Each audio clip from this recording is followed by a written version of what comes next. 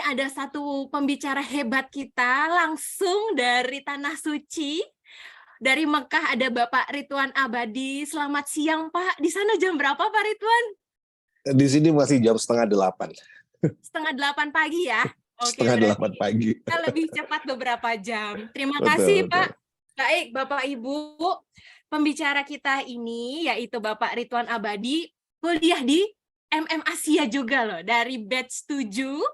Beliau adalah seorang pengusaha sukses berkah, seorang entrepreneur, business coach, juga seorang konsultan. Bapak Ridwan ini sudah malang melintang di dunia bisnis dan marketing sejak kurang lebih 20 tahun lalu, benar ya Pak ya? Kemudian beliau juga banyak membantu UMKM sehingga UMKM merintis usahanya juga menjadi sukses begitu ya. Kemudian punya banyak buku ternyata beliau dari pengalamannya selama kurang lebih 20 tahun. Ada beberapa buku berkaitan dengan bisnis dan leadership. Yang pertama, Pengusaha Sukses Berkah. Kemudian yang kedua, The Power of Synergy. Ketiga, 7 jurus banjir order. Wah, ini kayaknya keren banget ya, Pak ya. Kemudian, Super Team for Super Productivity. Kemudian, strategi pemasaran ekonomi kreatif. Jadi Bapak Ibu, yuk mari beli bukunya Pak Ridwan supaya kita dapat insight banyak mengenai bisnis dan leadership. Dan beliau juga punya banyak penghargaan, keren banget terutama di bidang marketing ya, juga di bidang wirausaha, juara nasional wirausaha muda mandiri di tahun 2010. Kemudian punya penghargaan juga franchise berprestasi versi profesi Indonesia.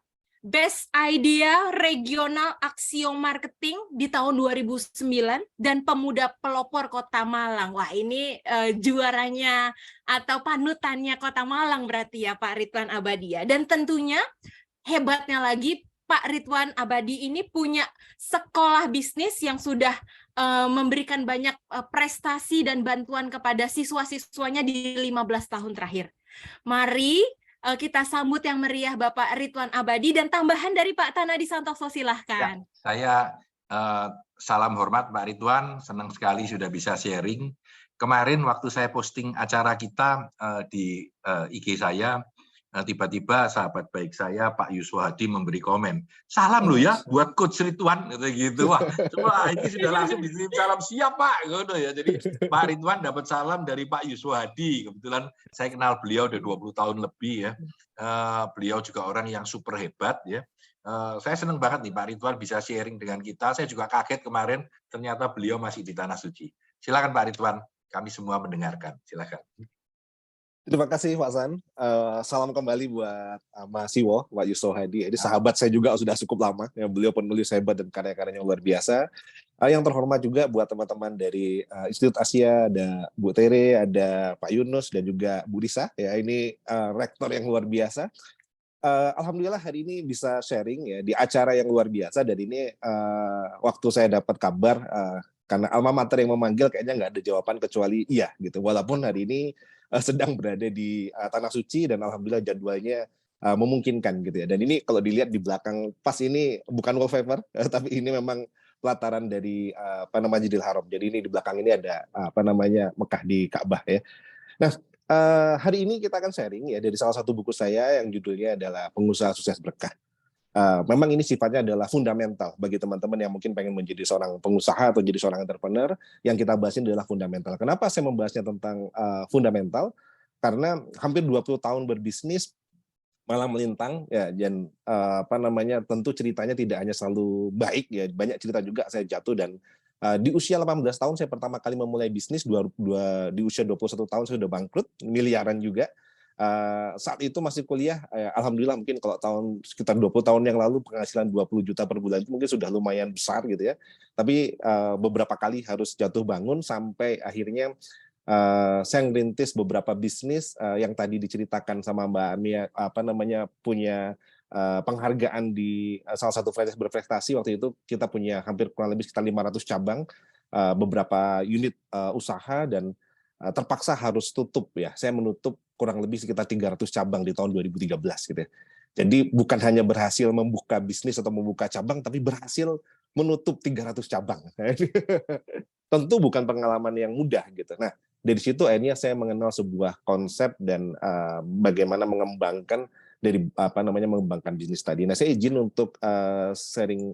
Selain sebagai seorang entrepreneur dan kurang lebih sekitar 15 tahun terakhir juga saya berkecimpung dalam dunia konsultan manajemen bisnis, menangani beberapa perusahaan dan juga menangani beberapa kementerian. Di Backrub kami pernah buat proyek namanya BeCare. 5 tahun terakhir saya juga menjadi konsultan di Kementerian Pariwisata dan Ekonomi Kreatif. Kami kemarin juga punya proyek masa pandemi kemarin ada BRI Kreatif Lokal. Di Departemen Keuangan di JP kami buat program namanya Bela UMKM ini di JP Bengkulu dan Lampung, dan di Batu kemarin sempat develop salah satu desa wisata namanya Bumiaji ya. Nah, ini tadi beberapa buku yang sempat kami tulis ya, ada The Power of Synergy, 7 Jurus Banjir Order tadi sudah diceritakan, dan buku yang kelima ini Pengusaha Berkah, ini yang menjadi tema kita untuk hari ini. Nah, ini yang saya sebut tadi adalah fundamental. Kalau yang tadi yang lain 7 Jurus Banjir Order, Support Team itu memang sudah masuk teknikal, tapi di sini saya berbicara tentang fondasi. Kenapa? Karena ternyata ketika kita membangun bangunan yang tinggi sekalipun gitu ya, kita membangun sebuah gedung 30 lantai, kalau fondasinya nggak kuat, maka kemungkinannya juga pasti akan gampang untuk roboh. Nah, itu yang terjadi dalam pengalaman atau story saya. Jadi setelah 20 tahun berbisnis di masa periode tertentu ketika saya sudah merasa sukses, punya 500 cabang usaha kuliner waktu itu dengan beberapa brand, ada Batagor Jepang, Cincau, ada Me Time. Ternyata ketika pondasi kita nggak kuat gitu ya, ternyata bangunan bisnis kita pun bisa runtuh. Nah, ini yang akhirnya ketika saya jatuh di situ saya menemukan sebuah konsep, oh ternyata sukses versi ini versi saya berarti ya, karena saya di sini itu seperti apa. Nah, inilah yang akan kita bagikan di hari ini ya. Saya akan mulai dengan sebuah pertanyaan buat teman-teman semua yang ada di sini kira-kira. Teman-teman yang hadir ya, sahabat dan juga guru-guru juga, kira-kira ketika kita bekerja ya, ketika kita berbisnis, apa sih yang kita cari? Karena kalau saya menyambung dari materinya Bu Ana tadi, Bu Ana menyampaikan bahwa sukses adalah tercapainya tujuan. Maka tentu ketika kita bekerja atau ketika kita berbisnis, tentu kita punya tujuan. Nah, saya pengen tahu, mungkin mohon untuk bisa dijawab sama teman-teman di kolom chat, saya juga mungkin baca di sini. Menurut teman-teman, apa sih yang sebenarnya kita cari ketika kita bekerja atau kita berbisnis? Nah, karena ini startingnya dari sini. Nah, inilah yang akan membedakan caranya, inilah yang akan membedakan polanya, inilah yang akan membedakan strateginya nanti. Coba saya pengen tunggu teman-teman di kolom chat. Nah, apa yang kita cari ketika kita berbisnis atau ketika kita bekerja? Oh, saya kerja, saya pengen cari apa? Wah, Masya Allah, ada Bu Ana Rimba menulis membantu orang lain. Wah, keren banget ya.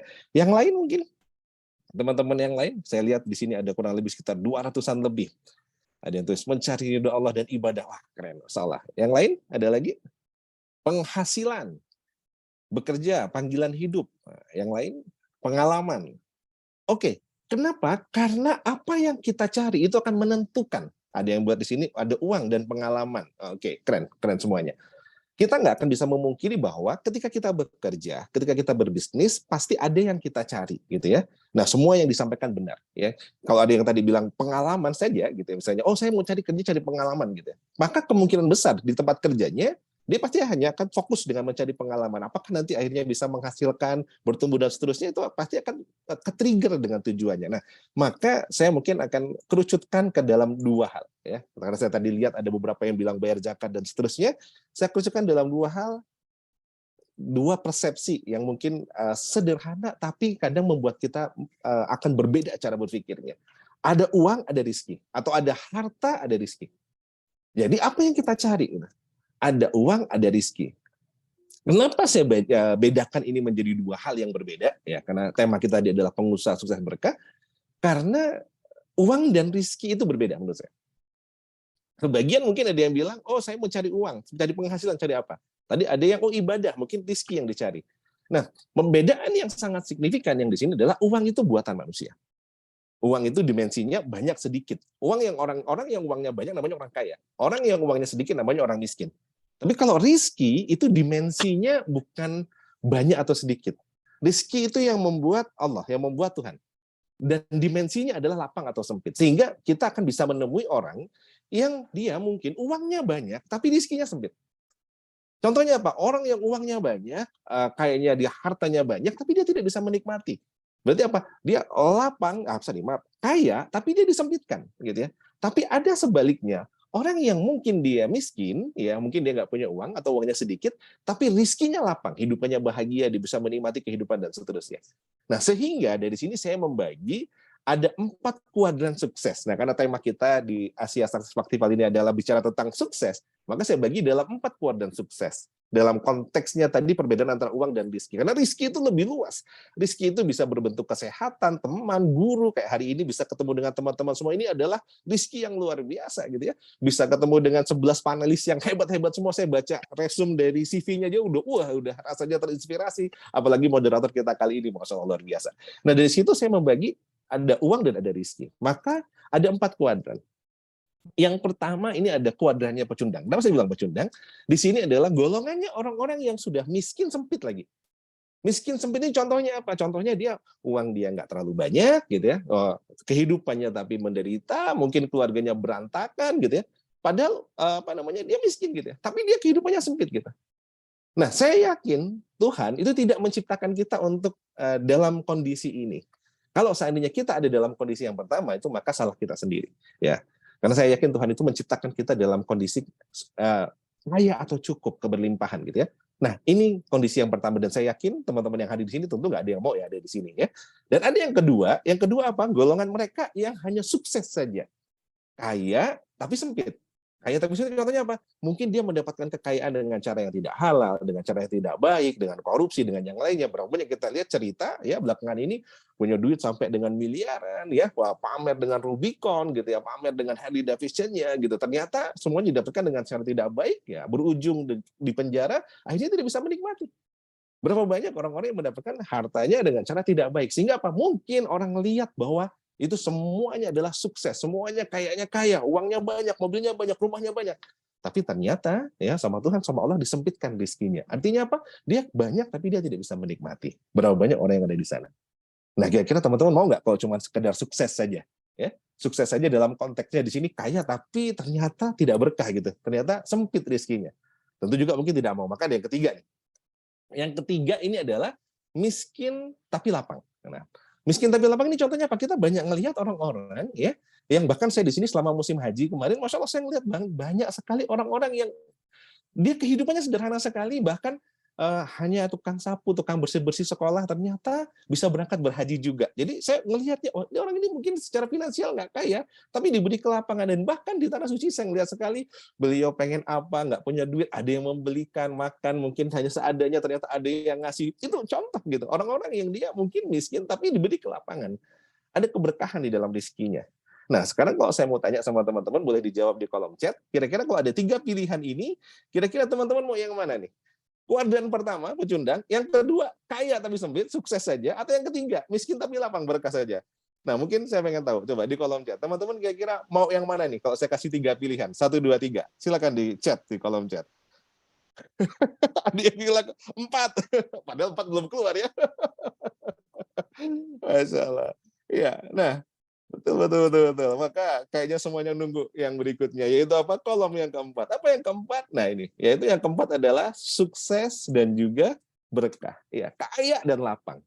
Kaya dan lapang ini apa? Kaya itu ya uangnya banyak, hartanya banyak, tapi diberikan kelapangan dalam rezekinya. Bermanfaat buat banyak orang, bermanfaat buat orang banyak. Baik itu ilmunya, baik itu hartanya, baik itu kehidupannya.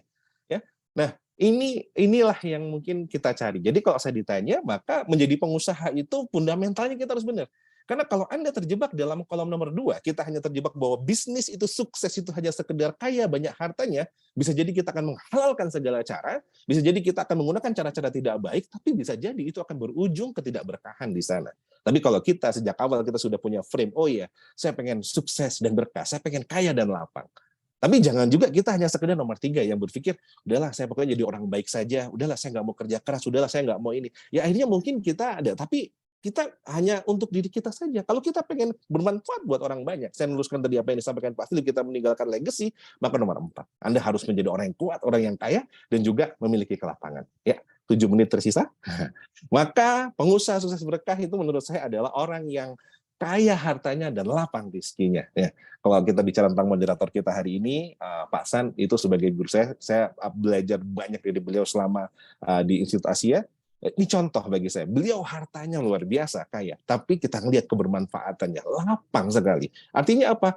Lapang itu artinya menjadi pengusaha tidak cukup hanya sukses, tapi juga harus berkah. Ciri harta yang berkah itu adalah mengalirnya manfaat ke banyak orang.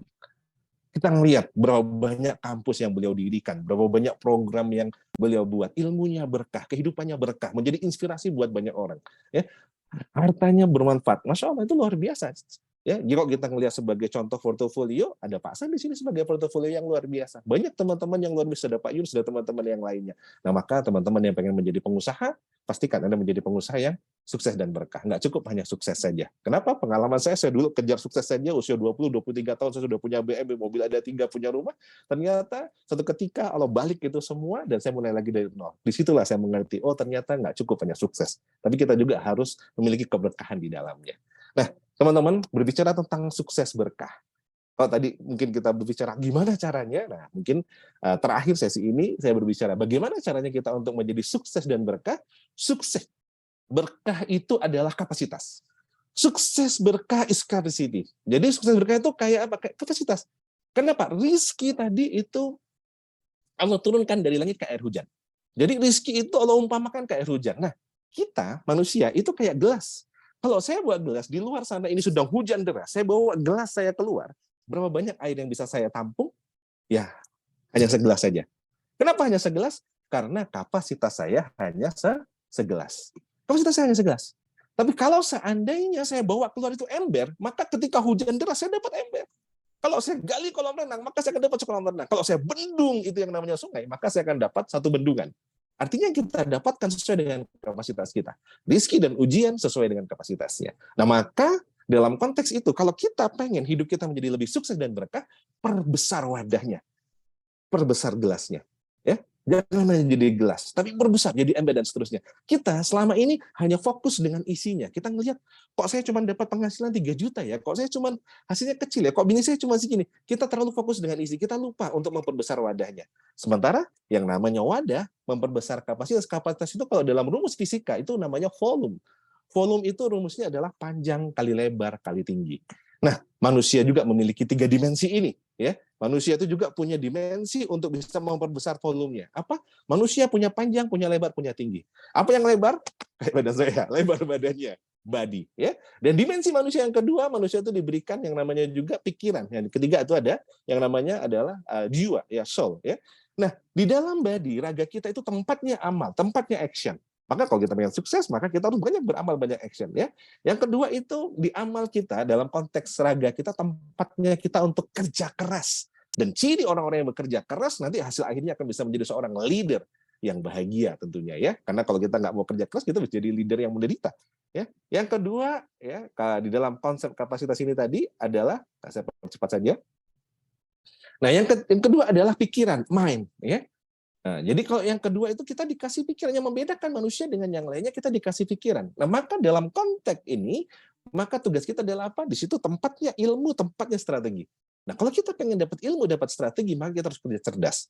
Nah, disinilah sumbu ini tempat kita harus belajar. Kenapa saya masih belajar lagi tadi ditanya S2 di Asia? Karena saya ngerasa bahwa belajar itu dari buaya sampai liang lahat. Sebelum saya dikubur, saya akan terus belajar. Dan di S2 Asia, Masya Allah, luar biasa. Banyak banget ilmu yang saya dapatkan, fresh, segar, dan banyak praktisi-praktisi yang datang ke sana. Ya, kenapa? Karena kita harus panjangkan. Ya, kerja cerdas. Dan berikutnya ada yang namanya soul, jiwa. Jiwa itu tempatnya apa? Tempatnya iman dan belief. Ya, keyakinan kita. Nah, disitulah kita kerja beruntung. Dan di situ hasilnya apa? Rizki yang lapang dan sempit. Maka kalau dalam konteks tadi, kalau kita berbicara bagaimana caranya kita untuk bisa memperbesar wadah tadi, memperbesar kapasitas, maka apa yang harus kita lakukan? Teman-teman semua yang sudah kerja keras, maka tambah dengan kerja cerdas. Yang sudah kerja cerdas, jadikan kita bisa kerja beruntung. Nah, saya banyak belajar juga tentang keberuntungan dari Pak San, ya, yang beliau juga membedah banyak tentang teori keberuntungan. Dan saya sangat percaya dengan keberuntungan ini. Dan orang-orang beruntung adalah orang-orang yang memiliki belief, orang-orang yang memiliki keimanan kepada Tuhan. Orang-orang yang yakin dan di sana ada keberuntungan, gitu ya. Nah, maka ada 3 sumbu tadi, leadership, entrepreneurship, spiritual. Nah, 3 inilah yang harus kita kembangkan. Dan kalau ini saya kasih ibaratnya rumus sukses berkah itu adalah ya iman kali ilmu kali amal. Atau kalau kita bahas tadi adalah belief, strategi kali action. Jadi kalau tadi 3 sumbu tadi itu kita tarik 0 sampai 10, 0 sampai 10, 0 sampai 10, ya tadi misalnya di 3 subuh ini kita bagi 0 sampai 10, 0 sampai 10, leadership kita berapa, entrepreneurship kita berapa, spiritual kita berapa. Misalnya saya mencontohkan, kok saya leadership-nya ternyata saya masih 2, entrepreneurship saya masih 2, keimanan saya mungkin cuma 1, 2 kali 2 kali 1 cuma 4. Ya wajar kalau sebulan kita cuma punya penghasilan 4 juta. Karena Pak, wadahnya kecil. Maka apa? Perbesar. Apa yang dilakukan? Yang pertama, tinggikan iman. Yakinnya kita harus ditinggikan. Ya, tinggikan iman kita. Semakin believe. Apa yang membedakan? Saya melihat para panelis tadi ya, dari mulai Pak Made, Bu Ana dan seterusnya, mereka adalah orang-orang yang punya belief yang luar biasa, keyakinan yang luar biasa, punya keimanan yang luar biasa. Nah, dengan keyakinan tadi ditambah dengan mereka belajar luar biasa, terus tanpa henti sampai nanti ada profesor juga yang akan belajar ke sini. Ini keren banget gitu ya. Nah, kalau sudah yakin, dimulai dengan keyakinan. Yang kedua, panjangkan ilmu. Jangan berhenti belajar. Belajar terus, belajar terus, belajar terus. Dimanapun, kapanpun ya. Nah, yang ketiga, lebarkan amal. Ilmu itu kayak daging. Sedaging-dagingnya ilmu kita belajar hari ini, gitu ya. Kalau nggak segera dimasak, busuk juga. Sama, ilmu itu kalau nggak segera dipraktekkan, ya nggak jadi apa-apa. Saya pernah mengawal suatu perusahaan sebagai klien kami. Saya ngawal dari dia masih startup, dan hari ini sudah menjadi perusahaan yang sudah jadi korporasi besar, cabangnya udah ratusan, bahkan omsetnya sudah tembus di atas 300 miliar. Saya ngawal kurang lebih 7 tahun terakhir. Ini luar biasa. Nah, ini teman-teman semuanya. Maka apa ya rumusnya? Ya, rumusnya untuk sukses berkah adalah apa? Nah, maka tinggikan iman, panjangkan ilmu, lebarkan amal. Jadi tadi, believe, strategi, action. Nggak believe kita, strategi dan action kita. Nah, kalau ini kita lakukan terus, maka insya Allah, ya, nggak usah pusingkan hasilnya, fokus saja memperbesar kapasitas. Fokus memperbesar wadahnya. Nah, kalau wadahnya semakin besar, maka Tuhan akan mengisi dengan rezeki yang jauh lebih banyak buat kita semua. Maka teman-teman, ya, jangan Anda lihat berapa hasil yang Anda terima hari ini, tapi terus berintrospeksi sebab besar kapasitas yang Anda miliki. Perbesar kapasitas, maka insya Allah rezeki akan mengikuti. Insya Allah mungkin itu yang bisa sampaikan dari Tanah Suci. Doa terbaik buat teman-teman semua. Saya kembalikan kepada moderator. Mungkin ada waktu untuk kita bisa tanya jawab atau yang lain. Ya, saya ingin mulai dengan kegagalan. Karena hampir semua orang yang saya lihat dalam bisnis sukses selalu pernah mengalami itu. Karena hal itu biasanya justru memacu orang itu menjadi lemah atau dia malah berusaha lebih keras dan menjadi sukses. Boleh nggak Pak Ridwan sharing sedikit untuk mereka yang sedang atau akan dalam perjalanannya suatu saat mengalami kegagalan, kira-kira tips apa untuk mengingatkan mereka bisa bertahan atau bahkan bangkit kembali? Silakan Pak Ridwan. Oke. Terima kasih Mas San. Saya akan jahit materi-materi dari pemateri sebelumnya. Karena saya juga ikut menyimak dari materi pertama, dari jam 4 pagi di sini tadi. Sebelumnya tadi Pak Philip menyampaikan tentang game. Ya. Game itu yang menjadi cara saya menyikapi dari masalah. Dan dari ujian dan dari kegagalan. Kalau dihitung, mungkin banyak sekali kegagalan yang sudah saya alami. Tapi apa pola pikir yang saya lakukan? Like a game. Kayak Pak Philip tadi menyampaikan. Kalau seandainya game itu ada level 1 sampai level 10, kita main, cepat. Apakah kita langsung bisa menang sampai level 10? Kemungkinan besar enggak. Main level 1, mati. Tapi ketika kita mati di level 1, apakah kita akan berhenti? No. Kita pasti akan penasaran, kita akan ulang lagi. Tapi ketika kita ngulang lagi, kita udah tahu jebakannya, kita udah tahu lubangnya, kita udah tahu ini musuhnya. Akhirnya apa? Biasanya kita bisa melewati dan kita naik level 2. Tapi apakah di level 2 kita akan langsung menang? Enggak juga, kita mati level 2. Tapi kita enggak kehilangan keyakinan dan tidak kehilangan gairah penasaran untuk bisa memecahkan. Maka bagi saya, setiap orang punya jatah gagal. Kita nggak pernah tahu berapa jatah gagal kita. Mungkin 10 kali, mungkin 15 kali, mungkin 20 kali. Semakin banyak Anda gagal, berarti semakin dekat Anda dengan sukses. Kalau kita menghindari kegagalan, maka sesungguhnya kita hanya menunda kesuksesan kita. Just like a game. Kayak kata Pak Philip tadi, karena sukses itu adalah bagian bagaimana kita menyelesaikan jatah gagal kita. Ya, semoga jatah gagal Anda tidak banyak, 3-4 kali saja, sehingga Anda bisa sukses. Ya. Mungkin itu, Pak San, bagi saya. Terima kasih, Pak Ridwan. Seperti itu. Buat teman-teman yang mau tanya, boleh. Ya, karena Pak Ridwan nanti tidak sempat tanya-jawab, karena setelah ini beliau harus bergerak. Ya. Terima kasih atas kebersamaannya bersama dengan tim kami di Institut Asia. Ada yang mau tanya? Satu pertanyaan, silakan. Iya, Pak San, terima kasih banyak atas waktunya. Kesempatan hari ini saya sampaikan terima kasih pada teman-teman yang luar biasa yang hari ini menginspirasi kita semuanya. Assalamualaikum warahmatullahi wabarakatuh, Pak Ridwan. Waalaikumsalam warahmatullahi wabarakatuh. Oke, Pak Ridwan, saya terinspirasi dengan Bapak tadi tentang masalah kuadran tadi itu. Ternyata kita ini harus lapang dan kaya ya, Kaya. harus kaya dan lapang. Gitu. Nah, bagaimana teman-teman ini bisa ini Pak, bisa apa? Bisa melebarkan wadahnya. Kira-kira ada tipnya bagaimana Pak? Kan biasanya kita nggak tahu, kita effort aja gitu. Tahu-tahu wadah kita ini sebenarnya kecil gitu. Nah, itu bagaimana Pak Ridwan bisa menginspirasi kita Pak? Terima kasih Pak. Oke, makasih Pak Yunus. Ya.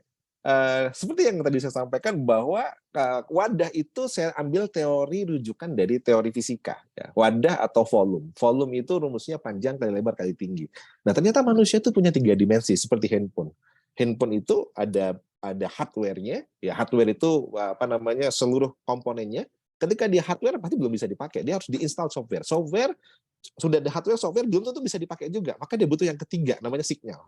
Nah, maka saya membagi manusia itu punya 3 itu, mind, body, and soul. Body itu adalah hardware-nya, ya maka kalau seandainya kita nggak jaga hardware kita, nggak terus kita update, ya kita pasti akan ketinggalan. Yang kedua adalah ada yang namanya software, ada mind. Software itu harus terus diupdate. Kalau nggak diupdate, maka usang. Ya, kalau udah usang, dia nggak bisa dipakai. Gitu. Badan sehat, kalau software-nya nggak bermasalah juga nggak akan bisa. Yeah. Dan begitu juga yang ketiga, signal. Signal tadi itu adalah belief system kita adalah signal. Kalau seandainya kita tidak dapat di tempat blank spot, kita nggak dapat sinyal, maka juga nggak akan bisa dipakai. Nah, maka 3 tadi. Yang pertama kali adalah tinggikan iman kita. Belief system kita harus dibangun. Ya, yang membedakan orang sukses dengan yang tidak sukses, saya sangat yakin dan sudah saya temui begitu banyak orang adalah orang-orang yang memiliki belief system yang terbaik. Dan Asia membangun itu gitu. Jadi buat teman-teman semua yang belajar di Asia itu kita dibangun, dikader untuk kita tuh punya belief yang baik gitu ya. Yang kedua tadi, setelah kita punya belief, yang kedua kita ilmu tadi, strategik. Dan di Asia diajarkan semua tuh perangkat-perangkat strategiknya diajarkan oleh orang-orang terbaik. Teman-teman bisa belajar. Kenapa? Karena kalau kita nggak mau belajar, ya kita akan terbatas. Orang yang dia berhasil di bisnis, kayak kalau kita contoh tadi Bu Ana dan Pak Surya dan seterusnya, mereka orang-orang yang strateginya mumpuni. Kalau ibarat mau perang, senjatanya sudah penuh dengan senjata yang luar biasa. Dan yang ketiga tadi, mau bawa senjata sebanyak apapun, yakin sebanyak apapun, kalau nggak terjun ke medan pertempuran, maka nggak akan hasil. Maka action. Nah, maka belief, strategic, action. Nah, 3 itu diukur. Kalau saya punya, biasanya kalau di kelas yang cukup panjang, saya kasih ada kertas, saya suruh buat assessment, mereka setiap bulan, setiap tahun harus mengassessment sendiri. Kira-kira beliefnya sudah semakin tinggi atau belum, ilmunya semakin panjang atau belum, lebarnya semakin panjang atau belum, actionnya. Nah, kalau sudah, pasti insya Allah, kalau semakin besar kapasitasnya, maka rizki atau hasil pasti akan mengikuti. Nah, mungkin gitu Pak Yunus yang bisa saya tambahkan sedikit. Keren. Pak Ridwan, terima kasih banyak atas sharingnya. Di jauh-jauh sudah sharing buat teman-teman semua, sebuah kehormatan buat kita semua. Ya, salam hormat, salam damai dan safe flight. Kalau balik pasti flight ke kanan kiri dulu. Saya tahu tadi belum kembali ya.